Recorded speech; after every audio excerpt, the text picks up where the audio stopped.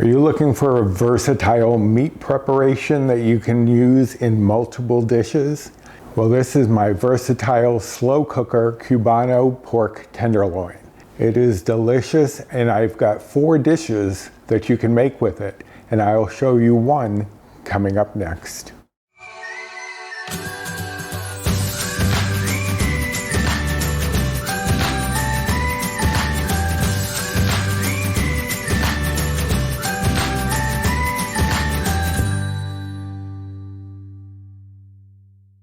Hello and welcome to my kitchen. My name is Roy. I am a home cook and amateur baker, and I am here on this channel sharing recipes that have helped me to lose over 125 pounds, whether those recipes are mine or someone else's. Now today is one of mine, but you are actually getting 5 recipes in one. I wanted to at first do a Cuban sandwich that would be very low in bites or points, and I had to find a way to prepare the pork. So I found a way to prepare the pork, then I had a lot of pork left over. So I said, well, what else can I do with it besides a sandwich? So I also came up with an omelet, a soup, and a pasta. And I will be doing the pasta after I prepare the pork. So in this video, you'll be getting 2 recipes basically, but on the blog, you'll get the pork recipe and the 4 other recipes that I made from it. Now this will make 8 servings of the pork. And because I cook for just Paul and myself, I managed to get all 4 dishes out of this one preparation of pork. If you're cooking for 4 people, you could do 2 of the recipes, or you could just do a meal prep and do all one recipe. It's your call, but you do have options on the blog.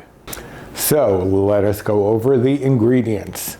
I have here my main ingredient, the pork.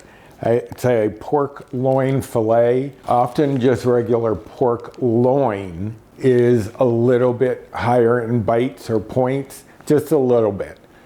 The lowest in bites is pork tenderloin, or pork loin fillet comes out to be the same bites as a pork tenderloin. It's 2 bites a serving for 4 ounces. Now this is a 24 ounce, which is 6 servings. The recipe actually calls for 2 pounds of pork tenderloin, which is how you would get the 8 servings, because 2 pounds would be 32 ounces, which divided by 4 would be 8. See, I can do math. But I am working with a 24, so I'm only gonna get 6 servings, or I could stretch it and make it 8 servings, just cut the serving size down to 3 ounces instead of 4. But I only plan on doing the pasta for Paul and I think I will do a double batch so that we have some left over. And I have some left over for sandwiches after that. But that's the long-winded way of saying I have some pork here.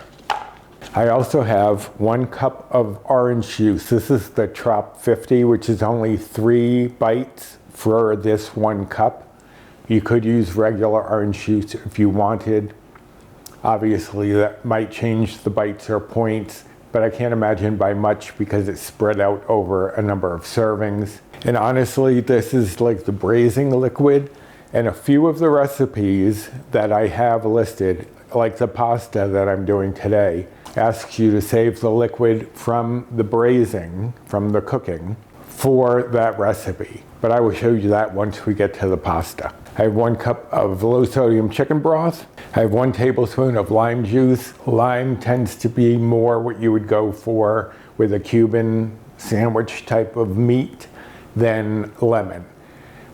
You might be able to get away with lemon, but lime is typical. I have 1 tablespoon of kosher salt. If you're using regular table salt, you want to cut that in half. The reason that you use more of the kosher salt is that the grains are much bigger on kosher salt than they are on table salt. So if you used a tablespoon of table salt, that would be way too salty.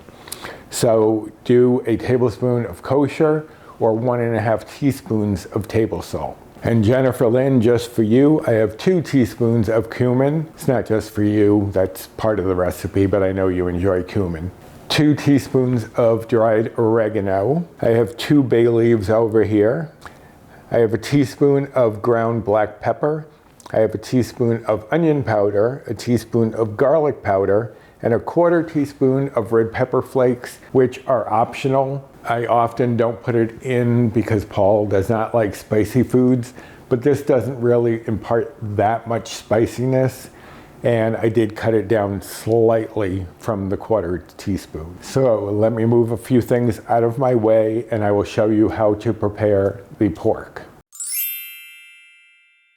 Okay, so for the pork, what you want to do is trim off any excess fat and remove any silver skin.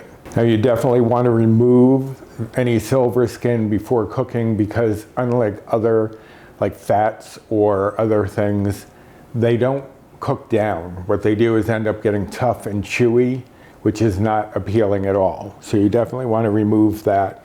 And let me turn this way. You can see there's a lot of fat and silver skin here. What we're going to do is just trim this off, and you're going to want to start at one end of it and kind of cut that to begin. Like get a little line going that you can hold on to. Now this will be slippery, obviously, so you want to be careful. And what you're going to do is hold that end that you've now cut away from the meat and have your knife kind of slightly angled upward and slide underneath that silver skin so that you are pulling just that away and you're not getting any of the meat. By holding it at an angle upwards, you're not digging into the meat, you're pulling the silver skin away from the meat. So, came off pretty easily. And then there's a bunch of fat in here that I want to trim off. So we're just gonna do the same basic thing, cut off an end and swipe through to cut off that fatty bit. And cut this snippet here. All right, so there's just a little bit more trimming to do. Let me take care of that and I'll be right back.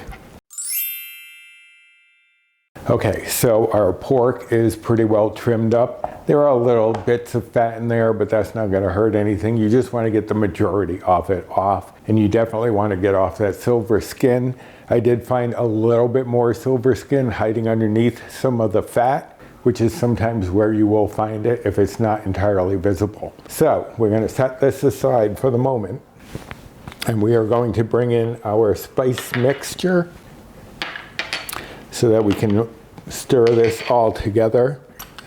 Now this is going to be the salt, the cumin, the oregano, the pepper, the onion and garlic powders, and the red pepper flakes. And we're just going to stir this all together here. Now, this might seem like a lot, but it's not just going on the meat. It's also going to be going in with the juices as it's cooking. So this is going to flavor the liquid as well as the meat. So that's pretty well combined there. Now what we're going to do is get it onto our meat. Going to season it fairly heavily, and you just want it to be well coated. Going to flip this over, and it's okay if our hands are still a little wet from the pork because, like I said, this is going in to cook with everything anyways, so any leftover, it's not going to be a problem of any cross-contamination. Okay, so just turn it around and I'll tap up any of the mixture that's on the board, kind of get that stuck on here as well as I can.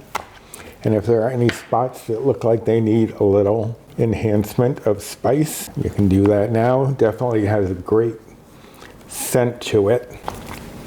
So let me go wash off my spicy hands and I'll be right back to move on. Okay, so I am cooking mine in the slow cooker. You could do this on the stovetop in a Dutch oven if you prefer.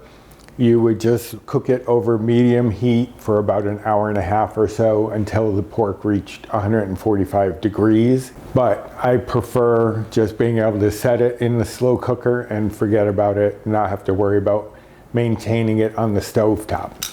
So first thing I'm going to do is add my pork in to the slow cooker, and I do have a liner. If you don't use a liner, I would recommend just spraying it with some cooking spray just to make sure that the meat doesn't stick at all, which is unlikely, but you never know. Okay, so next we're going to take our orange juice, chicken broth, and our lemon juice and just combine that together into one homogeneous little mixture. And then just pour that in over the pork. And it'll look like a lot of liquid, but it will cook down. And like I said, some of the recipes that we will be making from this will use some of the juices here. We're going to add in the rest of our spice mix, just sprinkle that over to mix in with the juices, and then we're going to add in 2 bay leaves. If you put bay leaves into anything, you definitely want to make sure you take them out because they don't really cook down, they stay pretty firm. You don't want someone accidentally eating it, maybe choking on it. So those 2 will definitely be coming out of the juice before we use it for anything else. So now you have 2 options. If you need it in a hurry, you can do it for 2.5 hours on high. If you are going off to work or you have a little bit more time, you can do it about 4 hours on low.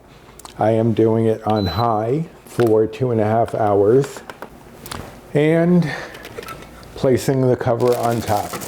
All right, so this is set for 2.5 hours. You want to test that it has reached at least 145 degrees and make sure that it's done. Don't just rely on the time, because sometimes if it were a denser piece of pork, it might take a little longer. But that's on average what it should take is 2.5 hours on high, 4 hours on low. So I will be back when it's ready and we will move on to our Cubano pasta. Okay, so it has been actually just under 2.5 hours, and I temped it and it was right at the perfect temperature. So it took about 2.25 hours. What you want to do is take this out, and I figured I'd weigh it to see what the weight is now. I know it was 24 ounces when it went in. Let's see what we get after it's cooked. So it's 19 ounces now. So we lost about 5 ounces in the cooking. So since this will be 6 servings, it'll be just over 3 ounces a serving. What we also want to do is take these bay leaves out of the juice, because as I said, we're gonna save this juice. All of the recipes use some portion of this juice except for the sandwich. But even then you could reheat the pork and put a little of this in there just to get that flavor more enhanced in there. But let me grab something to see. This is another thing that's good about this, is that I can take this out and put it into a bowl much more easily than trying to scoop it out. So let me do that and I will be back. Okay, so here we have the pork and our juices from the crock pot.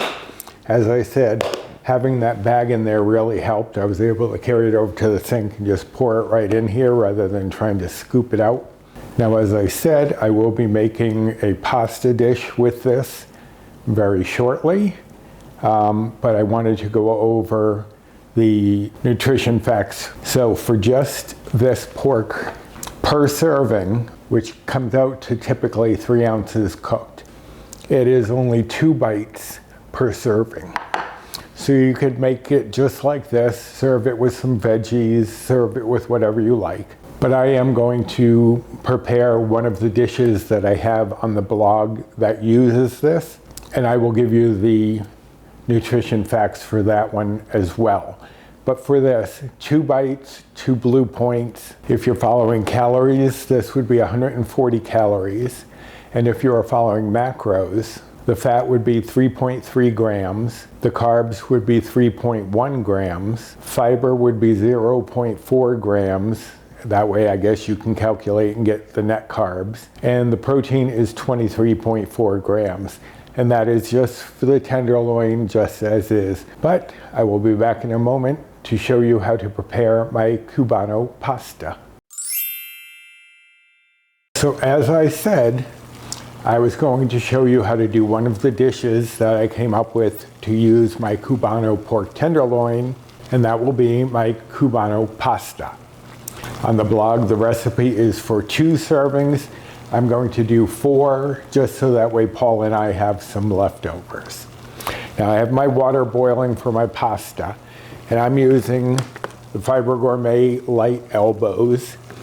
And I mentioned this in another video, that apparently Fiber Gourmet has changed some manufacturing things. I guess now some of the pasta is made in Italy, and it comes up 10 calories more per serving than this does. This is 100. Those came up as 110, which they used to be 100 as well. Just the ziti and the rotini. But if you scan them, instead of 2 bites, which this would be, or old blue points, it's coming up as 3. I have said in that video, I am not taking an extra bite for 10 calories. So I'm going to leave it at 2 bites for a serving, but you can of course do as you want.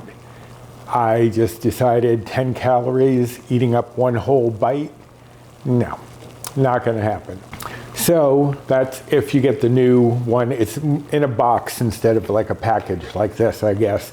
I haven't ordered any yet, but it's on the website in a box. So I have my water boiling. You want to salt it very well, because this is the only time your pasta is going to get any seasoning aside from a sauce. But the pasta itself won't have any flavor if you don't salt the water well. So I salted that. I'm going to throw this in for 3 minutes before I add in other ingredients. And I will hopefully be able to go over all the other ingredients in that 3 minutes. I can at least get the one I have to throw in. Okay, so my pasta's going in. This is an 8-ounce bag, so that's 4 servings. And you want to make sure you stir it a little bit, because if it sits on the bottom of the pan too much, it'll stick to the bottom of the pan. So, I mean, that's the same for any pasta, not just this one. Okay, so in that 3 minutes, let us go over the ingredients for the pasta. I have separated out the pork tenderloin that I need. This is 4 servings here, 12 ounces cooked. The rest I have over here. I'm going to use this for sandwiches for tomorrow to make the Cubano sandwiches, which is part of the recipe on my blog. So you will find this pasta recipe, the tenderloin recipe, all of them in one spot. I put it all on one recipe so that you had access to everything that you can make with that tenderloin. Pasta's going. I have the 12 ounces. I've chopped them up into a fairly large dice. I mean, doesn't have to be too small, bite size is fine. I have 2 cups of frozen mixed vegetables. Again, I'm doubling this recipe. In the recipe, it will say 1 cup. I have 2 cups of the broth from the slow cooker. And again, that would be 1 cup in the recipe because that's serving 2. I have some ham, thin sliced ham, just some luncheon meat. It's the Hillshire Farm. 1 ounce of that is 1 bite, and that's all I have in here, 4 thin slices. Again, the recipe will say 2. I have 4 teaspoons of Dijon mustard, 2 on the recipe. Here I have 4 little wedges of the Laughing Cow Swiss cheese. Swiss cheese, as well as mustard and the other ingredient are very common in a Cubano sandwich. This one, all it says is creamy light. It does not actually say Swiss. But if you read the back, it says cheddar semi-soft and Swiss cheese. You could use actual Swiss cheese if you wanted. That's fine. It may change the bites or points. These are 1 bite or blue point each. Now the odd ingredient that you may balk at, and it goes in all of my Cubano recipes, whether it's the omelet, the sandwich, the pasta. Alexa, stop. Okay, 3 minutes is up. I'm going to add in the frozen vegetables so that they'll be in there for the remainder of the cook time. Alexa, 7-minute timer. See, and I was distracted, not paying attention to the bottom of this pan, didn't stir it, and they were starting to stick. Good thing I got that in there. Okay, so the veggies are going to cook with the pasta for the remainder of the 10 minutes. But back to the pickles. I have here 2/3 cup. It will be 1/3 on the recipe. No sugar added bread and butter pickles. If you get just bread and butter pickles, that will add bites, but the no sugar added do not. Now pickles are, as I said, an ingredient in Cubano sandwiches. So it's in all of my Cubano recipes as well. It's in the pasta, it's in the sandwich, it's even in the omelet, and it's even in the soup. Might think it's weird to have pickles in a soup or a pasta, but it really does enhance the flavors, give you a very unique taste. Very reminiscent of a Cubano sandwich. Now these were 2/3 cup, comma, chopped, meaning I measured out the pickles first in the 1/3 cup, then chop them up. If you chop them up first, you'll have a lot more pickle than I have here. So always remember, if you see comma, chopped, comma, diced, whatever it is, that is done after you've measured whatever the item is. Okay, so, and I have some cooking spray. Now, that is all we need for this pasta. We're just going to let this cook for another few minutes. And then, because I'm just going to cook it all in this one pot, what I'm going to do is once this is done, I'm going to drain it and I'm going to spray it with some cooking spray just so it doesn't stick as it sits. And then I'm going to work on the rest of the recipe. So we will finish this pasta up in just a moment. Okay, so the pasta and veggies are drained. They're sitting in the colander over in the sink. I sprayed them with a little Pam to keep them from sticking while I prepare the rest of this. Now I'm just going to spray my pan. You could do this in a separate pan, prepare this while the pasta is cooking.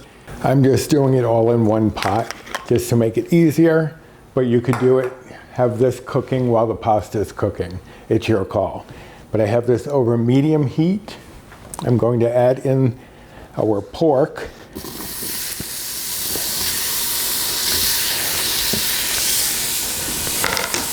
And our ham. Now ham, like I said, is very common with the pork in a Cubano sandwich. I'm not sure how that came to be, that pork and ham were both put in a sandwich, but that's what's in there, so that's what I'm adding to my pasta, along with the braising liquid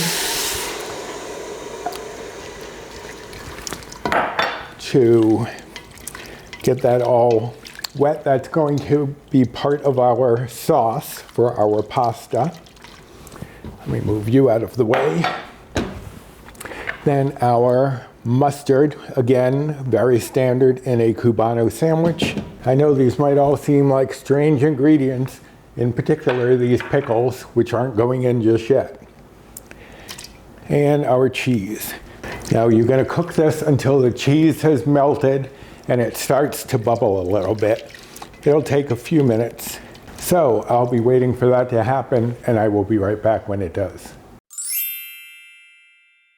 Okay, the cheese has melted and I'll stir it around once this starts to boil just to see if I see any bits of the cheese and then kind of mash them down so that they melt a little better. but this looks perfectly melted. It's just starting to bubble. So that's when you want to turn off the heat. I'm going to add in our pickles and our pasta and veggies. I'm going to stir the pickles through, then add in this pasta with the mixed veg and stir this through. Now the pasta is going to soak up some of that liquid, and the cheese helped to thicken it, make it a little creamier, turn it more into a sauce than just that braising liquid that we took out of the crock pot. Okay, so that's all mixed through. Now I'm going to sit it here for just a few minutes covered so that the pickles, pasta, and veggies can match temperature with everything else that's in there, in particular the pickles. So I'm going to give that a few minutes and then I will be right back. Okay, so it's been warming up for about 5 minutes or so, just to let everything get a uniform heat. And just going to serve up a little bit so you can see. Very colorful dish. All the mixed veggies, the pickles.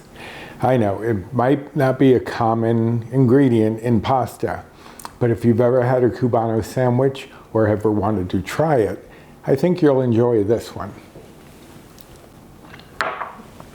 So for the nutritional facts on the pasta here, 1 serving, and as I said, I did 4 here, but on the blog it'll list as 2, but you can obviously, as I did here, double that and do it as a meal prep or as a meal for more people. But the bites on this, using the Fiber Gourmet pasta as I did, but this meal would be just 5 Better Balanced bites. I'm on the Better Balanced plan of Healthi, which is the equivalent to the old WW Blue plan. So hopefully that'll help you to estimate where it would be on your personal points plan if you are on WW. If you're following calories, the serving of this is 351 calories. And if you are following macros, the fat is 8 grams, the carbs are 55.6 grams, the fiber is 24.7 grams because the Fiber Gourmet, it's right in the name, is high in fiber. 1 serving of Fiber Gourmet has 25 grams of fiber. And the protein would be 37.1 grams. And again, that's as I made it.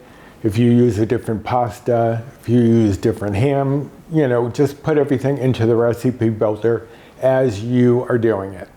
So I figured while I was here, I would let you know the facts on the other, if you had any interest in the other recipes. The omelet would be 3 bites, 354 calories, 17.3 grams of fat. Now I'm not going to list this under on the screen like I normally do. I'm just giving them to you quickly so you can get some idea. The carbs in the omelet are 3.4 grams, no fiber in that. And the protein would be 42.2 grams. For the pasta, I gave you that. I gave you the pork tenderloin for the Cubano sandwich. Now I use Sara Lee Delightful 45 bread, which is 2 bites for 2 slices. And that comes up as 5 bites, 241 calories. The fat is 5.8 grams. The carbs are 17 grams. The fiber is 2.5 grams. And the protein would be 31.1 grams on the Cubano sandwich.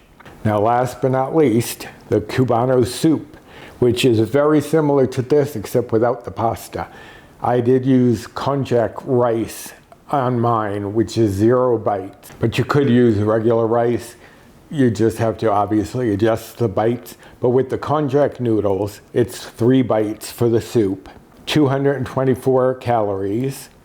The fat is 6.2 grams. The carbs are 4 grams. The fiber is 1.6 grams. and the protein is 37 grams. And again, that's using konjac rice, not regular rice. So you do have plenty of options to use this pork tenderloin with, or as I said, just serve it as the main meat and do whatever sides you want with it. So if you liked this recipe and this video, I hope you will give me a thumbs up. I would really appreciate that. Subscribe to my channel if you haven't yet and you are looking for recipes that can help you on a weight loss journey, and share any of my videos if you think there's someone out there who could benefit from them. And hit the notification bell for the next time I upload any sort of video. Also, comment down below, does this sound appealing to you? Do the pickles throw you off? Have you had a Cubano sandwich before? So many questions, plenty of space down in the comment section to answer them. And this recipe is on my blog. The link for that is down in the description box under this video where it shows the name of the channel. Just hit show more and it'll open up the description box. And there you'll find links to my recipe blog with all of my recipes on it, my Amazon storefront, my Built Bar rewards, my Fetch rewards, and my social media. And if you follow me on social media, you probably have already seen this a while back when I first came up with this recipe. It took me a while to finally make a video for it. But if you'd like to follow me over there, here is my Instagram handle. And there are 2 Facebook groups that I am part of. One is mine, Recipes with Roy, and the other one is Finding Our Way, W-E-I-G-H. And that one I co-admin with Jennifer Lynn from the Jennifer Lynn channel, as well as Bree Coleman from Balancing Life with Bree. So join us over there. Lots of great tips, tricks, recipes, people, and support. So I think it's time for us to have a nice Cubano pasta dinner. It's going to be delicious. I can't wait. So until next time, bye.